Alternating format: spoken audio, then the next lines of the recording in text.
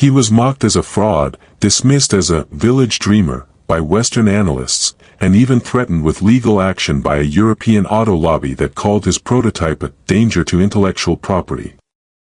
At just 35, Kwame Diawara from Ouagadougou stood in front of cameras, accused of stealing Tesla's blueprints. But what the world didn't know was that his creation, backed quietly by Ibrahim Traoré and funded through the New African Money Initiative, wasn't a copy. It was a revolution. A rugged, solar-powered EV designed for Africa, by Africans. And that day, the myth of Western tech supremacy began to crack.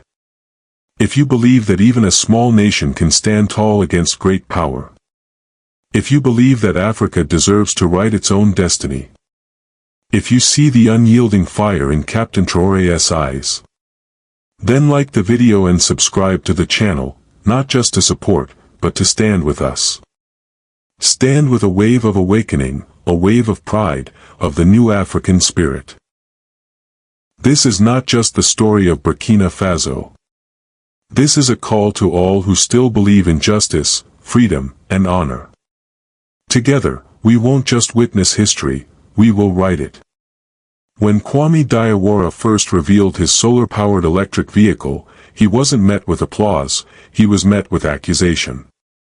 A European automotive consortium accused him of intellectual property theft, claiming the design resembled that of a discontinued Tesla prototype. Legal threats followed. Western journalists labeled him a fraud, insisting no one from a country like Burkina Faso could engineer such technology without copying. The insult wasn't just personal, it was continental. To them, African innovation was either charity-funded or non-existent. But what they didn't see was the foundation beneath the invention. This wasn't a one-man fantasy, it was the first fruit of the New African Money movement, championed by leaders like Ibrahim Traoré. Tired of dependency on foreign aid and IMF loans, Traoré had quietly invested in local tech hubs and solar energy labs. He didn't need flashy announcements, he needed results. Kwame's project was born from one of those hubs, built not with foreign parts, but with African resources, African minds, and African purpose. The vehicle wasn't designed to impress foreign investors. It was designed to survive the harsh roads of Sahel, to run off the grid, to empower local economies. What the world mistook as a crude imitation was, in fact, a complete reimagination. It wasn't just an electric car. It was proof that African self-reliance is no longer a dream, but a system in motion. The backlash didn't stop with mockery. A foreign trade delegation even warned Burkina Faso's transitional government that releasing the vehicle commercially could lead to sanctions. They cited intellectual property violations and market disruption. The veiled threat was clear. Stop now, or suffer economically. But Captain Ibrahim Traoré didn't blink.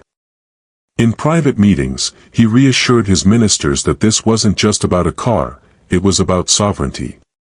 To bend now would be to confirm the very narrative that Africa could not stand on its own 2 feet. Instead of retreating, Traoré doubled down. Through the New African Money Initiative, he expanded funding to local tech startups and quietly opened channels for Pan-African collaboration.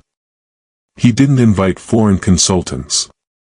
He invited engineers from Mali, Cameroon, and Zimbabwe, men and women who understood the terrain, the limitations, and the people. They brought more than technical expertise, they brought shared purpose. Each screw, wire, and battery cell in the prototype became a symbol of African unity, not imposed from outside, but cultivated from within. If you believe that even a small nation can stand tall against great power. If you believe that Africa deserves to write its own destiny. If you see the unyielding fire in Captain Traoré's eyes. Then like the video and subscribe to the channel, not just to support, but to stand with us. Stand with a wave of awakening, a wave of pride, of the new African spirit. This is not just the story of Burkina Faso. This is a call to all who still believe in justice, freedom, and honor. Together, we won't just witness history, we will write it. This wasn't some rushed experiment built for media attention. It was the result of years of underground preparation, powered by community workshops, university labs, and local investors. The West saw a threat. But what they were truly witnessing was the rise of a new kind of power, African self-reliance. A power that no lawsuit, no sanction, and no headline could silence. Under Traoré's leadership, the message was undeniable: Africa would no longer beg for a seat at the table. It was building its own. When a leaked memo from a European Policy Institute labeled the electric vehicle project a strategic disturbance to Western-controlled markets, it revealed the deeper fear hiding behind the legal threats. This wasn't about patents. It was about power. The idea that a coalition of African nations, led not by corporate CEOs, but by military officers like Ibrahim Traoré, could disrupt a trillion-dollar industry was unthinkable to them. Analysts warned their governments to monitor the ideological spread of what they mockingly referred to as African tech nationalism. Behind the scenes, lobbyists pushed for pressure on African ports, targeting trade routes where key components were being moved. But while outside forces plotted blockades, inside Africa, something extraordinary was happening. For the first time in decades, engineers, technicians, and economists across the continent were speaking the same language: self-reliance. Universities in Ghana held forums on renewable energy sourcing. Mali's local cooperatives began producing modular solar panels tailored for integration with Traoré's vehicle. Even artisans in the Democratic Republic of Congo joined the effort, supplying ethically sourced cobalt and lithium, long exploited by foreign corporations, now redirected into African hands. This was the true power of new African money, a decentralized, values-driven economy fueled by collaboration, not extraction. Captain Ibrahim Traoré didn't just support this from the shadows. He emerged as the face of the movement, visiting local factories, encouraging open-source design models, and calling for the end of what he described as Africa's intellectual dependency. His speeches didn't come from luxury hotels, they came from schoolyards, training centers, and dirt road workshops, where the youth gathered not for handouts, but for blueprints. He reminded them that sovereignty isn't granted, it's built. Not through speeches, but through systems.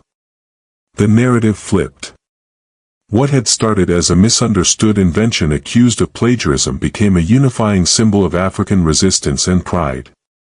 Western companies, once so certain of Africa's place in the global hierarchy, now scrambled to understand how their supply chains were being bypassed by communities they'd long ignored. This wasn't a protest, it was a production line. And it was humming louder every day. From the ashes of dismissal and mockery, a movement was emerging, quiet, calculated, and committed. It didn't need validation from foreign stock markets. It needed roads, tools, and people who believed. Under Traoré's leadership and the moral force of African unity, that belief had finally taken form. The car wasn't just moving. It was carrying the weight of a continent's rebirth. When a French news anchor scoffed live on air that Burkina Faso builds fantasies, not engines, the insult echoed far beyond the newsroom. It wasn't just a jab at a vehicle, it was a thinly veiled insult at African intelligence, autonomy, and ambition. The segment even suggested that the so-called solar car was staged, likely assembled with smuggled parts from Asian suppliers. Social media trolls picked it up, turning Kwame Traoré into a meme, mocking his accent, his country, and even his appearance. The ridicule was sharp, coordinated, and deliberate. But it missed one thing: the movement had already outgrown the need for approval. If you believe that even a small nation can stand tall against great power, if you believe that Africa deserves to write its own destiny, if you see the unyielding fire in Captain Traoré's eyes, Then like the video and subscribe to the channel, not just to support, but to stand with us. Stand with a wave of awakening, a wave of pride, of the new African spirit. This is not just the story of Burkina Faso.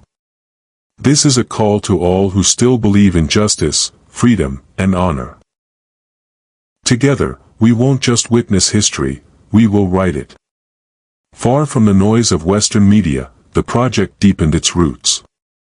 Ibrahim Traoré responded not with press conferences, but with logistics. He mobilized a civilian military task force to ensure safe transport of components across borders. He organized confidential workshops between African inventors and legal scholars to secure homegrown patents, ones that wouldn't be governed by European regulations, but by a new legal framework rooted in African sovereignty. This was no longer just a technological experiment. It was a declaration of independence. The insult from the news anchor became fuel. Students from Dakar began replicating Traoré's solar battery model. A group of mechanics in northern Nigeria started retrofitting motorcycles with similar designs. In Tanzania, a women-led co-op developed an app that allowed users to locate the nearest solar charging station. These were not isolated efforts. They were part of a rising web of innovation that connected minds across the continent without the need for Western validation. This was African unity in action, practical, not symbolic. Underneath it all pulsed the heartbeat of new African money, investments by Africans, for Africans, without the middleman. No IMF loans. No foreign investors with golden parachutes. The money came from local savings groups, community banks, and government seed funds redirected from military overspending into youth innovation labs. Every dollar spent stayed in the ecosystem. Every challenge faced sparked collaboration, not competition. This was a different kind of capitalism, one that grew roots, not just profits. Captain Ibrahim Traoré never wasted time responding to the mockery. He understood something deeper, that humiliation is powerless against purpose. The more they laughed, the harder Africa worked. And somewhere between insult and ignition, the continent began to rise. Not with noise, but with momentum. While others argued over who held the patents, Africa was building the future. Quietly. Relentlessly. On its own terms. A week before the official launch of the solar-powered electric vehicle, a leaked internal memo from a Western intelligence agency went viral. In it, the agency described the project as a potential destabilizing agent in the African economic theater, and recommended covert monitoring of the individuals involved, especially Ibrahim Traoré. The document alleged that the initiative might be fueling anti-globalist sentiments and threatening the balance of influence in the Sahel. The wording wasn't subtle. It positioned the rise of African innovation as a security threat. The world saw it. Building a car in Africa wasn't just an engineering act, it was a political one. That memo was meant to intimidate. But it did the opposite. It exposed what many already knew: African self-reliance wasn't just possible. It was feared. On the morning of the launch, under a blazing West African sun, hundreds gathered in the capital of Burkina Faso, not in a glitzy showroom, but in a wide-open space surrounded by fields, solar panels, and children in school uniforms. No flashy ads. No corporate sponsors. Just the vehicle, the people who built it, and a single podium. Ibrahim Traoré stood before the crowd in his uniform, not with bodyguards, but with engineers. He didn't speak as a politician. He spoke as a believer. We were told we could not. That we must always import what we need. But today, we export an idea: that dignity is built with your own hands. The vehicle was unveiled, a modest, angular design with reinforced tires, solar absorption film across the roof, and a dashboard coded in open-source software. It wasn't sleek like a Tesla. It was sturdy, functional, and unmistakably African. It was built not for highways, but for villages.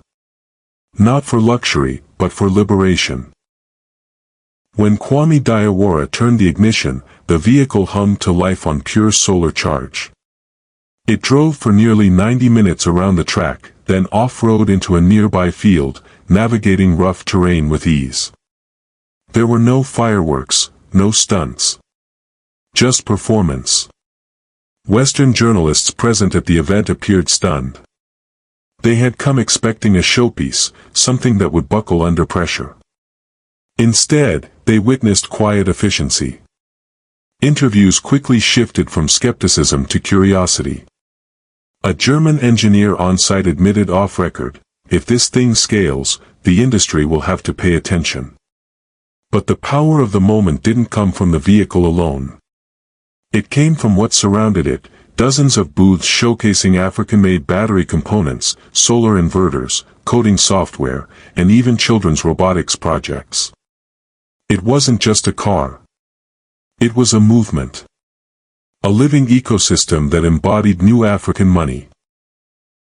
Investment that stayed rooted in local soil, reinvested in youth, driven by utility, not speculation. Traoré had anticipated that victory wouldn't come with applause, but with replication. And he was right. Within weeks, orders poured in, not from foreign dealerships, but from local cooperatives, schools, and farming unions across Mali, Niger, and Chad. They didn't want luxury. They wanted independence. Soon, sister labs in Senegal and Benin began modifying the design for boats and agricultural carts. What began as a vehicle had evolved into a modular energy platform. If you believe that even a small nation can stand tall against great power. If you believe that Africa deserves to write its own destiny. If you see the unyielding fire in Captain Traoré's eyes. Then like the video and subscribe to the channel, not just to support, but to stand with us.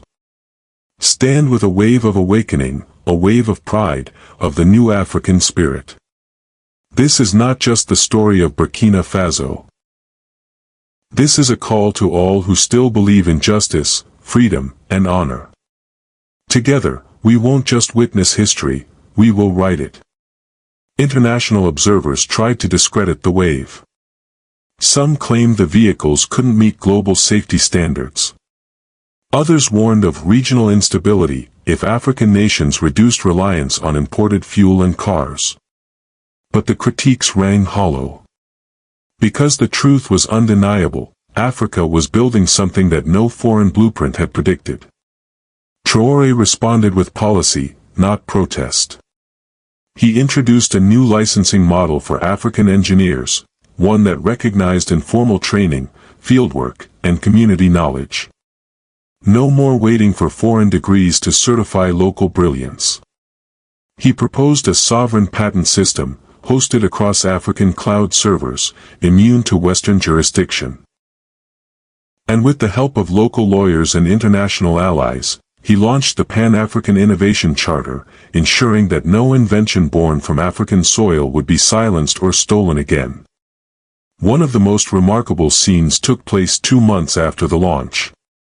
In a small farming village in northern Burkina Faso, an elderly mechanic named Boubacar, who had never been to a formal school, used open-source blueprints from Traoré's team to retrofit an abandoned pickup truck into a hybrid solar hauler. His grandchildren filmed it on a borrowed phone. The video went viral across the continent. It wasn't just inspiring, it was revolutionary. It proved the model was working, not just in labs, but in real life. International media eventually changed their tone. Headlines shifted from "Africa's dangerous gamble" to "Africa's sustainable breakthrough." Investors who had turned their backs began sending inquiries. But Traoré remained firm: "We are not against partnerships. But we no longer negotiate from weakness. This is not aid. This is exchange." That single line captured the transformation. Africa was not begging to join someone else's system. It was building its own. The vehicle was only the beginning. Underneath it, a foundation of solidarity, shared knowledge, and economic independence had been laid. That was the true revolution, not the machine, but the mindset. And as the sun set on the city that night, the silhouette of the solar vehicle stood parked in front of a new training center, powered entirely by wind and solar. Children pointed at it, not with confusion, but with familiarity. They weren't told to dream of foreign lands anymore. They were told to build here. Build now. Build forward. In that moment, under the leadership of Ibrahim Traoré and the unyielding pulse of African unity, a continent once seen as the world's last market had become its first miracle. The story of Kwame Diawara and the solar-powered vehicle is not just a tale of innovation, it is a profound lesson in dignity, resistance, and the rebirth of a continent. At its core, it challenges centuries of assumptions, that Africa must always be a recipient, never a creator, a consumer, never a producer. Through this single invention, and through the movement it ignited, we are reminded that true sovereignty begins not with borders or flags, but with the power to build for yourself, and the courage to defend what you have built. One of the clearest lessons is that self-reliance is a mindset before it is a system. For too long, African nations have been taught to look outward for solutions, to wait for development projects, to rely on the charity of institutions that profit from their dependence. But Kwame's vehicle was not born in a lab funded by foreign aid. It was born in hardship, in overlooked communities, in nights spent soldering parts under dim light, fueled by belief rather than capital. It teaches us that genius does not require permission, and dignity cannot be outsourced. Another lesson lies in how power reacts to independence. The legal threats, the media ridicule, and the diplomatic pressure were not just about a car, they were about control. When African nations begin to create alternative systems, especially ones that threaten existing global markets, they are not merely ignored, they are attacked. The memo labeling the car project as a strategic disturbance reveals the uncomfortable truth: African progress is often treated as a threat, not a victory. But herein lies the lesson: resistance is proof that you are on the right path. If your independence is seen as dangerous, it means you are shaking something that was never meant to be moved. Leadership plays a critical role in protecting and nurturing such movements. Ibrahim Traoré's quiet but unwavering support for local innovation stands as a new model of governance. Instead of waiting for validation from the West, he invested in the people who had been ignored. He redirected military funds toward youth labs, protected inventors with new patent laws, and stood in solidarity when others tried to intimidate. From him, we learn that leadership is not about speaking for your people, it's about standing beside them, especially when the world turns hostile. Equally important is the lesson of unity. This story did not unfold in isolation. Engineers, farmers, students, and artists from across the continent contributed to the project's success. No one demanded credit. No one insisted on orders. The success of the vehicle was the success of African unity, real unity, not in slogans, but in labor, ideas, and shared destiny. From this, we understand that Africa's greatest strength is not in its resources, but in its collective will to rise together. Perhaps the most powerful lesson of all is that of transformation. What began as a moment of humiliation, mockery on international media, memes circulating on social platforms, became a moment of national pride. The same image that once symbolized doubt now symbolizes hope. And that transformation did not happen through revenge or protest, but through quiet persistence. Through building, not begging. Through proving, not pleading. The vehicle didn't just move forward on the road, it carried an entire generation's dreams with it. If you believe that even a small nation can stand tall against great power. If you believe that Africa deserves to write its own destiny. If you see the unyielding fire in Captain Traoré's eyes, then like the video and subscribe to the channel. not just to support, but to stand with us. Stand with a wave of awakening, a wave of pride, of the new African spirit. This is not just the story of Burkina Faso. This is a call to all who still believe in justice, freedom, and honor. Together, we won't just witness history, we will write it. This is not just a lesson for Africans. It is a lesson for the world. That innovation does not belong to the wealthy. That progress is not patented by one continent. That leadership is not defined by how many headlines you make, but by how many people you empower. It is a call to reimagine development, not as something imported, but as something grown from within. For young Africans, this story is a mirror. It reflects back a truth they have long been denied, that they are capable. That they can design, create, and lead without apology. It is a rejection of the narrative that African success must always be filtered through foreign lenses. And for the older generation, it is a reminder that the future will not be handed to them, it must be built, one invention at a time, one act of courage after another. In the end, the greatest lesson is that of possibility.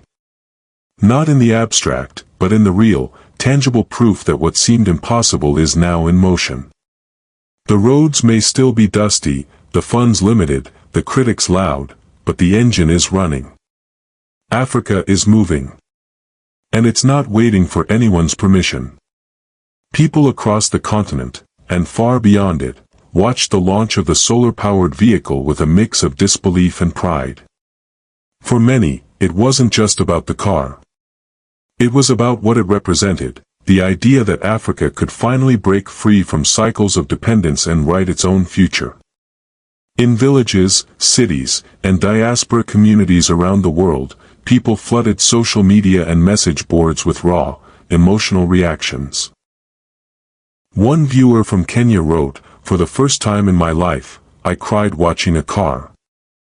Not because of the machine, but because I saw us in it. I saw our resilience, our intelligence, our future. This is not just Burkina Faso's victory. This is ours too." The comment was echoed thousands of times, shared with hashtags like #Africarizing, #self-reliance, and #Traoré. The car had become more than a product, it had become a symbol of Pan-African possibility. Another viewer from the African diaspora in France said, "I grew up ashamed of my roots because the world kept showing me only poverty and war. But today, I showed this video to my son and said, look, this is where you come from. This is your legacy. Thank you, Captain Traoré, for giving us something to be proud of." The video went viral, touching not just African hearts but those around the world who had long been waiting for Africa's story to change. Some comments spoke with fire. "They laughed at us," wrote a commenter from Nigeria. "They called us copycats. But today, the same people who mocked are the ones copying us. You see this? This is what happens when we stop waiting for handouts and start building our own future. Long live African unity." The sentiment reflected a deep wound, years of being underestimated, ridiculed, and dismissed. But now, that pain had turned into fuel.